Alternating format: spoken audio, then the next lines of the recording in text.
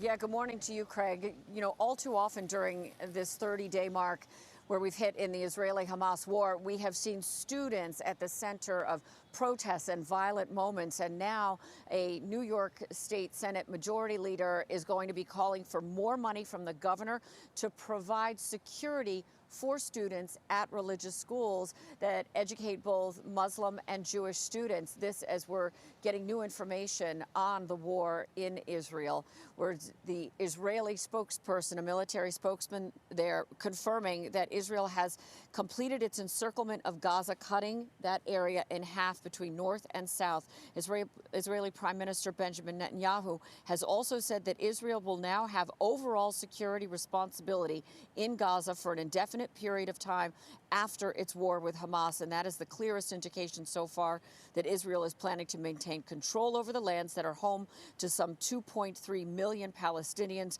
Meanwhile, the U.S. Secretary of State has warned Iran to not widen the conflict in the area while bringing humanitarian aid. Back here in the U.S., hundreds of protesters gathered at the Statue of Liberty. Take a look at this. The group calling for a ceasefire, pleading for the attacks on Gaza to stop. And in a suburb of L.A., a man has died after dueling protests between Israeli and Palestinian groups. A 69-year-old Jewish man was part of a protest in the suburb known as Thousand Oaks on Sunday afternoon over the Israel-Hamas war.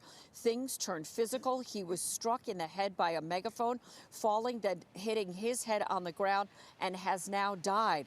It is being investigated by police as a possible homicide, as well as a possible hate crime. We're going to have more here from this area in Woodside, Queens, with Senator Michael Gianaris as he calls for funding for religious schools in order to protect both Muslim and Jewish students going forward. That's going to be later this morning. We're live this morning in Woodside, Queens. I'm Kirsten Cole, Pix 11 News. Craig and Vanessa, to you.